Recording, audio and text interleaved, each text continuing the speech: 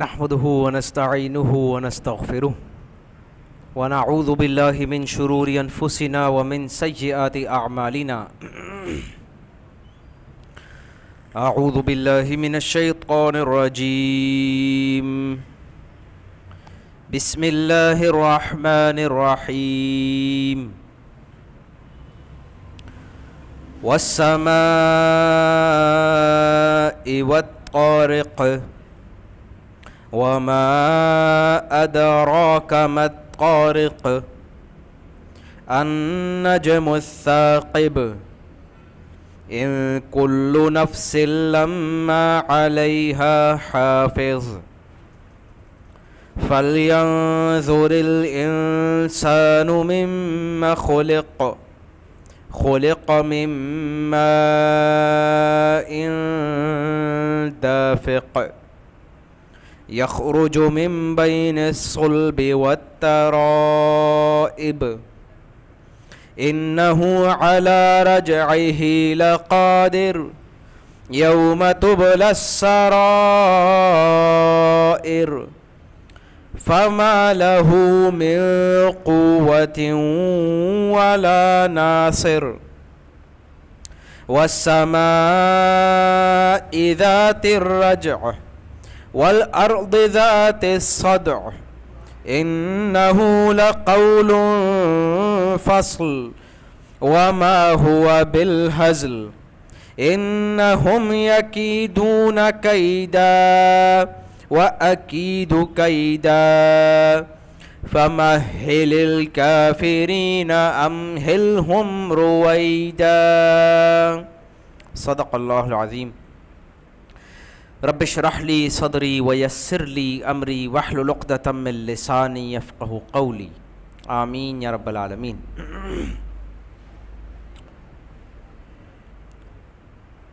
یہ آپ لوگ سب پیچھے کیوں بیٹھے ہیں؟ اچھا، اس کا مطلب کوئی وجہ نہیں تھی. چلے اچھی بات ہے. آگے آگے آ جائیں.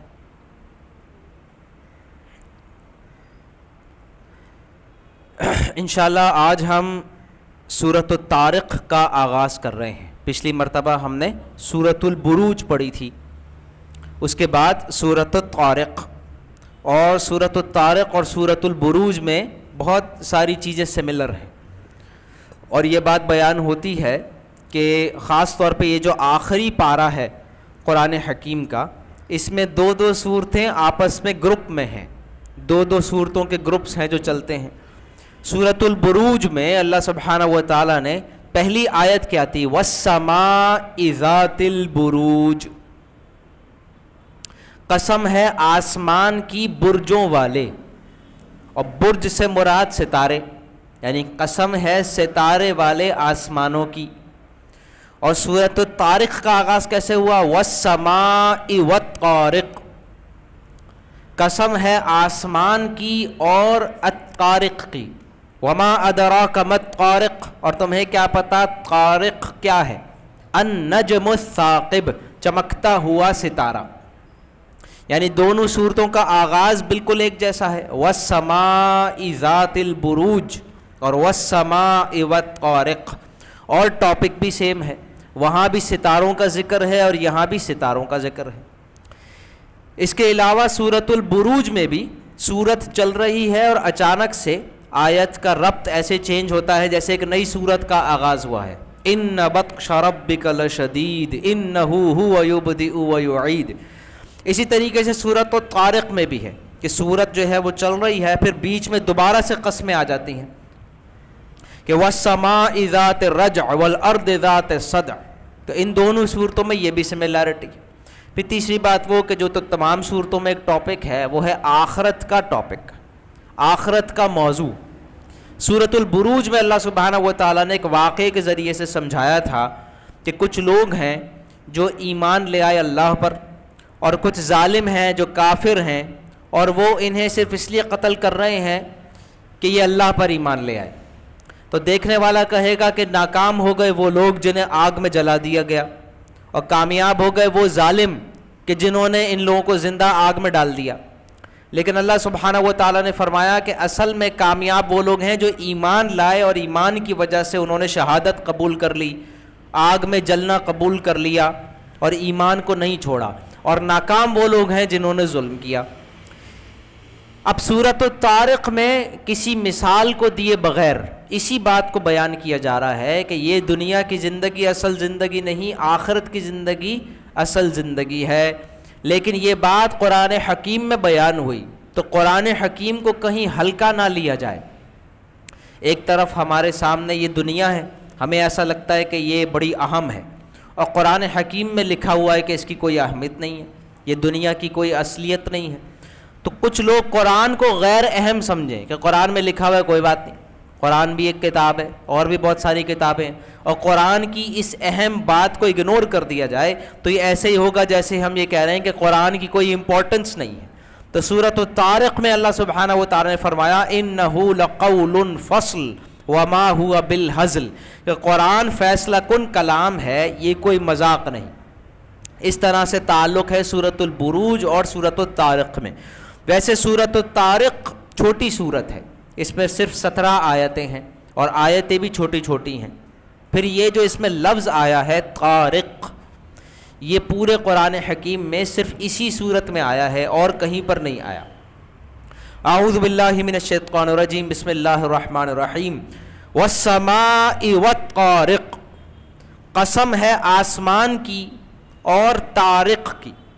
عربی زبان میں جب طارق بولا جاتا ہے تو اس سے مراد لی جاتی ہے وہ جو رات میں آئے، وہ جو رات میں آتا ہے وہ مراد لیا جاتا ہے۔ عام جو عربی محاورہ ہے اس سے مراد یہ ہے کہ وہ جو رات میں آتا ہے، مگر قرآن حکیم کیا کرتا ہے کہ وہ لفظوں کو نئے معنی دے دیتا ہے، یا یہ کہ وہ معنی جو اب نہیں سمجھے جا رہے تھے اس کو دوبارہ سے ری انسٹیٹ کر دیتا ہے۔ ویسے طارق کا مطلب یہ نہیں ہے کہ کوئی رات کو آئے، یعنی کوئی شخص جو سفر کر کے آیا ہے ہمارے گھر پہ مہمان بن کے، اور اگر وہ رات کو آتا ہے تو اس کو کہتے تھے طارق، یا یہ کہ کوئی دروازہ کھٹکھٹائے گھر پر، ہمارے یہاں بیل بجائے، اگر دن میں آئے تو ٹھیک ہے مہمان ہے، رات میں اگر کوئی آتا تو عرب اس کو کہتے تھے یہ طارق ہے، یہ رات میں آیا ہے۔ لیکن اس لفظ کا اصل مطلب یہ نہیں تھا، یہ تو بن گیا، کوئی لفظ بار بار ایک ہی معنوں میں استعمال ہوتا رہتا ہے تو سوسائٹی میں اس کا وہی مطلب سمجھا جاتا ہے۔ تو جب قرآن نازل ہو رہا تھا اس وقت عرب طارق کا یہی مطلب سمجھتے تھے، وہ جو رات میں آئے، لیکن اس کا اصل مطلب یہ نہیں ہے۔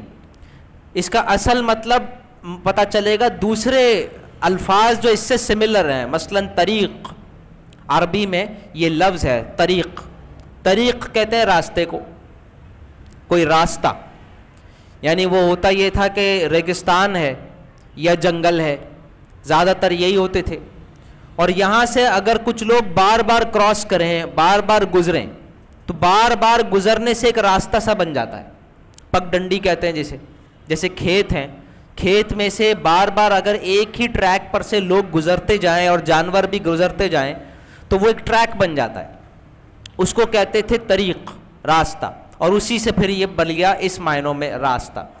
اصل میں جو اس کے معنی ہیں وہ ہے کوٹنا، کسی چیز کو پیسنا، بار بار مارنا جس سے وہ پیس جائے اور کٹ جائے۔ ایسے جیسے کھیت ہیں، کھیت میں لوگ بار بار واکنگ کریں گے تو پس پس کے وہ جو ہے مٹی اور وہ جو پودے ہیں وہ سب پس جائیں گے اور ایک ٹریک بن جائے گا۔ اس طریقے سے یہ معنوں اس معنوں میں استعمال ہوا ٹریک کے معنوں میں۔ اور یہ کوئی دروازہ کھٹکھٹاتا ہے تو دروازے کو بھی وہ جیسے مارتا ہے، اس لیے یہ طارق کا لفظ بن گیا وہ جو رات میں آئے، رات میں دروازہ کھٹکھٹائے۔ اور اسی معنوں میں یہ استعمال ہوا ہے ٹوٹے ہوئے ستارے کے لیے۔ جب کبھی آسمان پہ دیکھتے ہیں ستارے نظر آتے ہیں تو کبھی کبھار کوئی ستارہ ٹریول کرتا ہوا نظر آتا ہے، جسے ٹوٹا ہوا تارا کہتے ہیں، ٹوٹا ہوا ستارہ کہتے ہیں۔ قرآن حکیم میں اس کو مینشن کیا گیا ہے شہاب ثاقب، شہاب ثاقب، وہ ستارہ جو ٹوٹ کے اور ہمیں نظر آتا ہے ٹریول کرتا ہوا، اس کو قرآن میں کہا گیا شہاب ثاقب۔ اور قرآن میں اس کا مقصد بھی بتایا گیا کہ جنات کوشش کرتے ہیں کہ اس دنیا سے اوپر کی طرف جائیں اور کچھ غیبی باتیں سن لیں۔ اللہ سبحانہ و تعالیٰ کی طرف سے جو فیصلے جاتے ہیں کہ مثلاً یہ کہ اس سال کس کس کا انتقال ہوگا اور کب کب ہوگا، کس کے رزق میں بڑھوتری ہوگی، کس کے یہاں اولاد ہوگی، کس کس کا انتقال ہوگا، کون کون سی بڑی جنگیں ہوں گی، یہ سب کچھ فیوچر کی پلاننگ ہے جو اللہ کے پاس پہلے ہی موجود ہے. اور اللہ سبحانہ و تعالیٰ فرشتے کے حوالے کر دیتا ہے کہ یہ زمین میں جا کر اور نافذ کر دیں. ہر فرشتے کا اپنا کام ہے. ایک فرشتے کا کام ہے کہ وہ لوگوں کی جان نکالتا ہے، ایک فرشتے کا کام ہے کہ وہ بارش برساتا ہے. تو تمام فرشتوں کو ان کے اگلے سال کے تمام کام ایک ساتھ دے دیے جاتے ہیں. اب اگر کوئی جن چلا جائے اوپر اور جنات آرام سے ٹریول کر لیتے ہیں، آسمان میں چلے جاتے ہیں اور ستاروں میں چلے جاتے ہیں، وہاں کوئی فرشتے جو ہیں اپنے ڈیوٹیز لے کر آ رہے ہیں تو یہ ان سے وہ سن لیتے ہیں یا سمجھ لیتے ہیں یا کمیونیکیٹ کر لیتے ہیں. اور جنات کو پتہ چل جاتا ہے کہ کس فرشتے کو کیا ڈیوٹی دی گئی ہے. اس کو پتہ چل جاتا ہے کہ 4 مہینے بعد کسی کی موت ہونے والی ہے، یا کسی کے یہاں اولاد ہونے والی ہے، یا کہیں کوئی جنگ ہونے والی ہے. تو جب جنات کو یہ پتہ چل جاتا تھا تو وہ آتے تھے دنیا میں، اور ان کے انسان جو دوست ہوتے تھے یا ایسے کاہن، ایسے انسان ہوتے تھے جو جنات کو اپنے کنٹرول میں کرتے ہیں اور پھر ان کو بھیجتے ہیں آسمانوں میں کہ اس طرح کی مستقبل فیوچر کی خبریں لے کر آؤ. تو یہ جنات آتے تھے اور انسانوں کو بتا دیتے تھے کہ یہ ہونے والا ہے. اور وہ یہ انسان کیا کرتے تھے، یہ اپنی دکان کے باہر لکھوا لیتے تھے کہ نجومی جو مستقبل بتاتا ہے. تو لوگ آتے تھے اس کے پاس، لوگوں کو لگتا تھا کہ اس کو مستقبل کی خبریں معلوم ہیں. تو لوگ آتے تھے اپنے مسئلے پوچھنے کے لیے کہ میرے یہاں اولاد کب ہوگی، میرے یہاں فلاں دشمن ہے وہ کب مرے گا، اور میرے یہاں جو ہے وہ شادی کب ہوگی، اور یہ فلاں چیزیں لوگ آ کر پوچھا کرتے تھے. تو کاہن جو ہے وہ 100 باتیں بتاتا تھا، اس میں سے 2-3 ٹھیک ہو جاتی تھی، 2-3 چیزیں صحیح ہو جاتی تھیں، باقی ساری غلط ہو جاتی تھی. جو صحیح ہو جاتی تھی اس کا روٹ یہ ہے کہ مستقبل میں ہونے والے فیصلے اللہ سبحانہ و تعالیٰ فرشتوں کے حوالے کر دیتے ہیں، اور جنات و فرشتوں سے سن کر آ کے انسانوں کو بتا دیتے ہیں. رسول اللہ صلی اللہ علیہ وسلم نے یہ بھی فرمایا کہ جنات بھی برے جن ہوتے ہیں، کچھ اچھے جن ہوتے ہیں، کچھ برے جن ہوتے ہیں.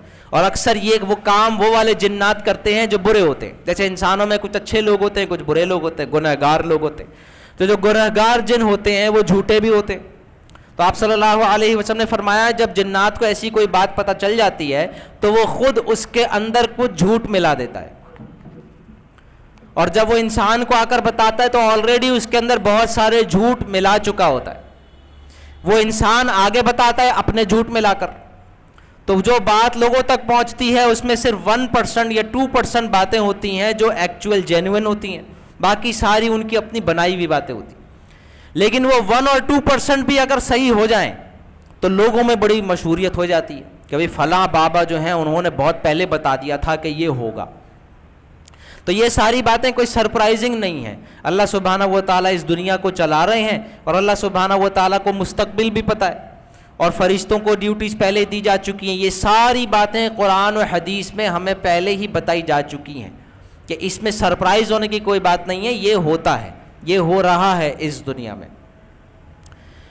البتہ جب قرآن نازل ہوتا ہے، جب قرآن حکیم نازل ہو رہا ہوتا ہے، جب محمد الرسول اللہ صلی اللہ علیہ وسلم پر قرآن نازل ہونا شروع ہوا، تب سے لے کر جب تک پورا قرآن نازل نہیں ہو گیا، یعنی 23 سال تک اللہ سبحانہ و تعالیٰ نے آسمانوں پر پہرے لگا دیے، میزائلز لگا دیے، گارڈنگ سسٹم لگا دیے کہ جب قرآن نازل ہو رہا ہے اس وقت کوئی جن یہاں نہ آ سکے. جب قرآن نازل ہو رہا تھا رسول اللہ صلی اللہ علیہ وسلم پر، اس دوران یعنی کہ 23 سال اللہ سبحانہ و تعالیٰ نے اسپیشل پروٹیکشن لگا دی تھی آسمانوں میں. اب کوئی جن اوپر نہیں جا سکتا تھا. جیسے ہی وہ جاتا تھا اس کے اوپر ستارہ مارا جاتا تھا. کوئی جن ہے اس نے اوپر جانے کی کوشش کی، اس کے اوپر ایک ستارہ مارا جاتا تھا ایک میزائل کے طور پر، اور وہ نظر آتا ہے ٹوٹا ہوا تارا. تو اسپیشل پروٹیکشن کر دی تھی قرآن کے نازل ہونے کے وقت. اس کے علاوہ جب قرآن نازل ہو چکا تو وہ اسپیشل پروٹیکشن ختم ہو گئی. اب جنات اوپر جاتے بھی ہیں اور چیزیں سنتے بھی ہیں، ان کو مستقبل کی کچھ باتیں پتہ چل بھی جاتی ہیں، اور اللہ سبحانہ و تعالیٰ نے یہ آسمانوں کا پروٹیکشن کا سسٹم برقرار رکھا ہوا ہے. یعنی اب بھی ایسا ہوتا ہے کہ کوئی جن کوئی اہم خبر لے کر جا رہا ہے, اس کے پیچھے اللہ سبحانہ و تعالیٰ ایک ستارے کو مارتے ہیں, اور وہ ستارہ ہمیں نظر آتا ہے ٹوٹے ہوئے تارے کی طرح. تو بہت سارے جنات کچھ چیزیں سن کے لے بھی آتے ہیں, اور بہت سارے جنات ہیں جن کو یہ ستارہ مار کر لگتا ہے اور وہ ختم ہو جاتے ہیں. یہ ایک اللہ سبحانہ و تعالیٰ کا نظام ہے جس کے بارے میں قرآن حکیم میں بہت ساری جگہوں پر تذکرہ ہوا ہے. اب سورۃ الطارق میں اسی ٹاپک کو ڈسکس کیا جا رہا ہے, اور طارق سے مراد یہی ستارہ ہے جو ہمیں نظر آتا ہے ٹوٹا ہوا. والسماء والطارق, قسم ہے آسمان کی اور طارق کی. وما ادراک ما الطارق, اور کس چیز نے خبر دی تمہیں کہ طارق کیا ہے.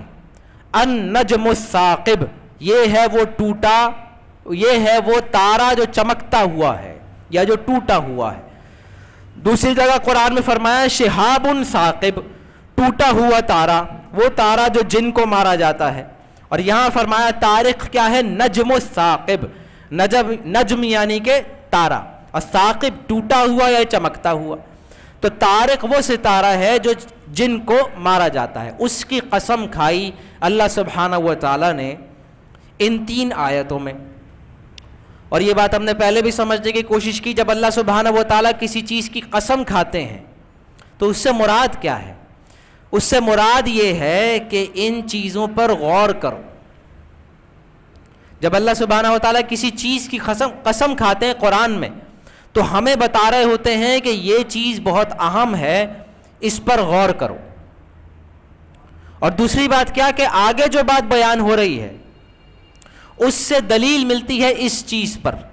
قسم کس چیز پر کھائی, ٹوٹے ہوئے تارے پر. اور آگے کیا بات بیان ہوئی, ان کل نفس لما علیہا حافظ, ان کل نفس لما علیہا حافظ, کوئی ایک نفس بھی ایسا نہیں جس پر کوئی نہ کوئی محافظ نہ ہو.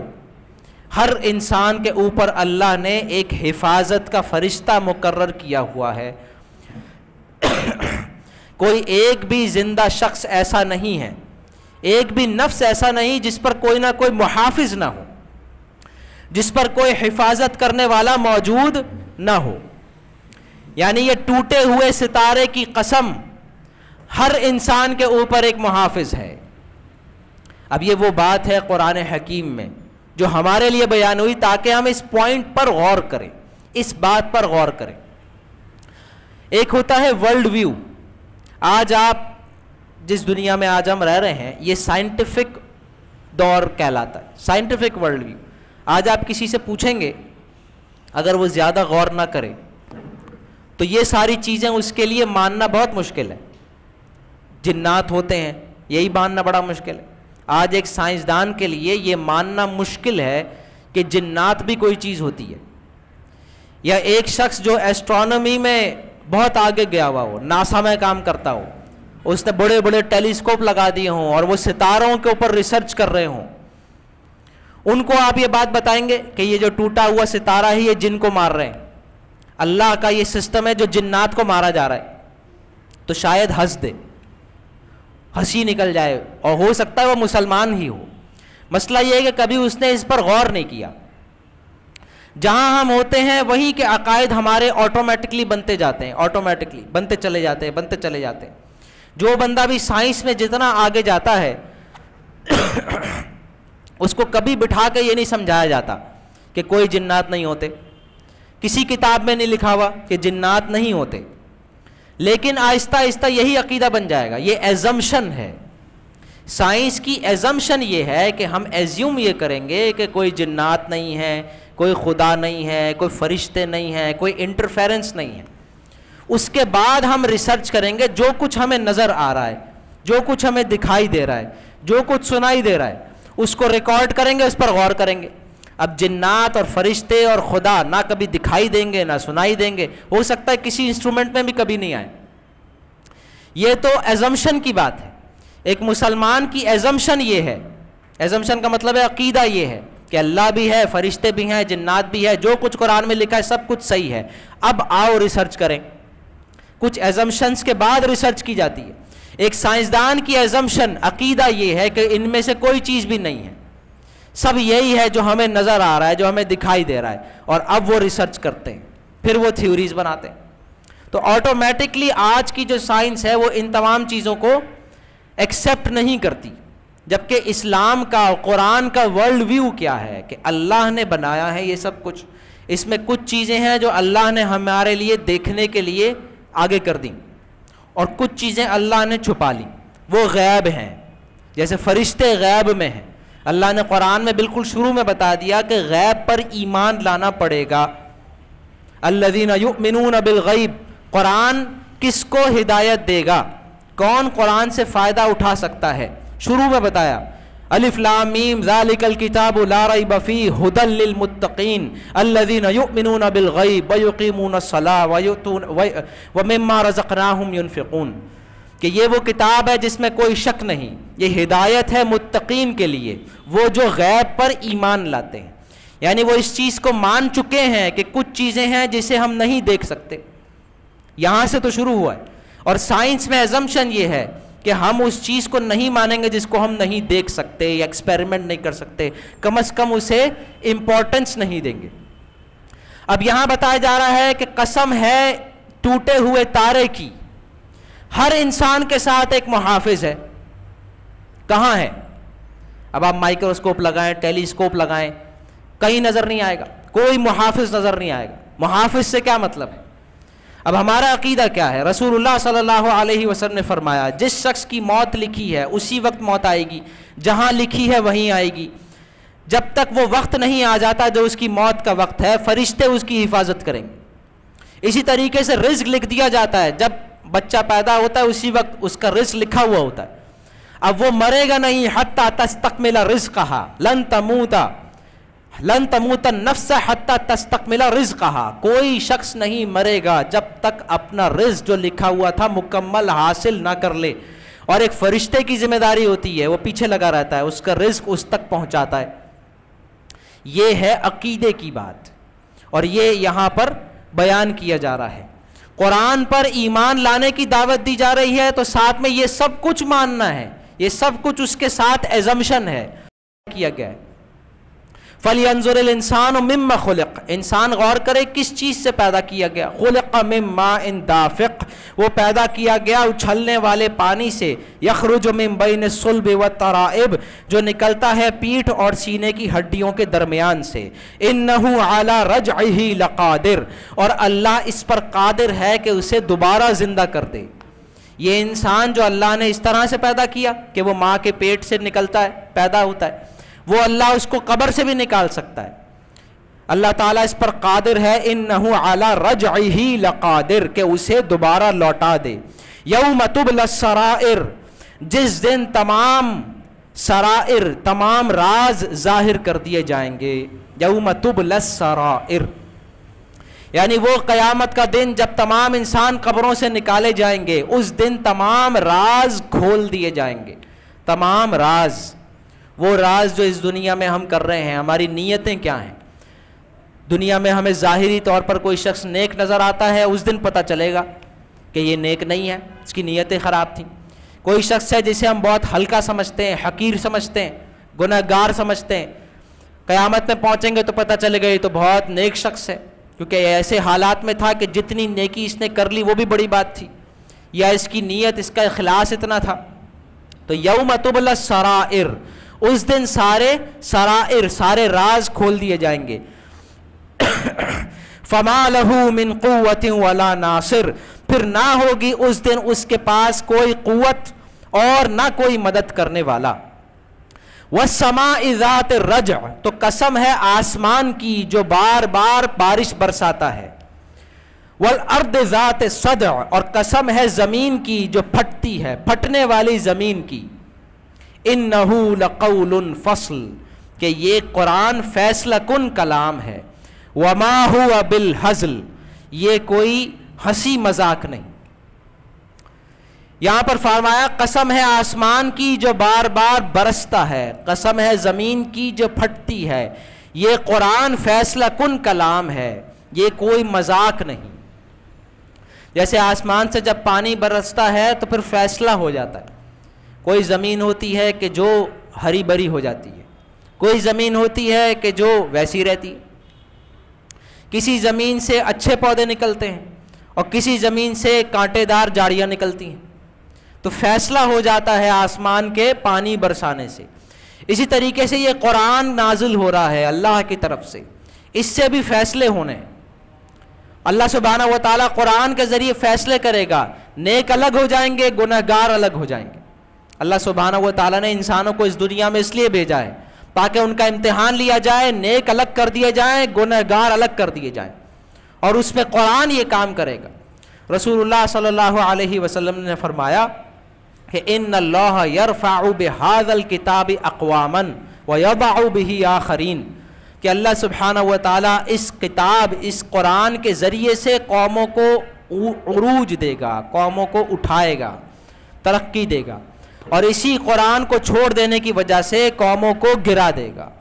علی رضی اللہ تعالیٰ عنہ فرماتے ہیں کہ رسول اللہ صلی اللہ علیہ وسلم نے فرمایا کہ بہت بڑا فتنہ آنے والا ہے اور اس سے نکلنے کا راستہ ہوگا یہ کتاب, یہ قرآن حکیم ہے جو پھر بچائے گی. کیوں؟ اسی قرآن میں ہے سارے مسائل کا حل, آنے والے لوگوں کے حالات, گزرے ہوئے لوگوں کے حالات, انسان کے تمام مسائل کا حل اس قرآن حکیم میں ہے. اور اسی حدیث میں رسول اللہ صلی اللہ علیہ وسلم نے یہ بات بیان فرمائی کہ انہ لقول فصل وما ہوا بالہزل, کہ یہ قرآن فیصلہ کن کلام ہے, مذاق نہیں. یعنی قرآن حکیم میں یہ لکھا ہوا ہے تو یہ سب کچھ ہوگا. قرآن میں لکھا ہے کہ یہ زندگی اصل زندگی نہیں ہے تو یہی صحیح ہے, چاہے سارے انسان, ساری سائنس, ساری دنیا جو بھی سمجھاتی رہے. قرآن میں لکھا ہے کہ سود الگ ہے, کاروبار الگ ہے. اب سارے انسان مل کر کہتے رہے انما البیع مثل الربا, کہ سود بھی تو کاروبار ہی کی طرح ہے. قرآن میں لکھا ہے کہ اللہ سود کو مٹاتا ہے, صدقات کو بڑھاتا ہے, تو ایسے ہی ہوگا. پھر قرآن میں جو ہے وہی صحیح ہے, اور سارے انسان مل کر جو بھی کہتے رہیں وہ غلط ہے.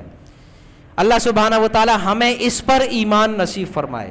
انہ لقول فصل, یہ فیصلہ کن کلام ہے. وما ہوا بالہزل, یہ کوئی مذاق نہیں.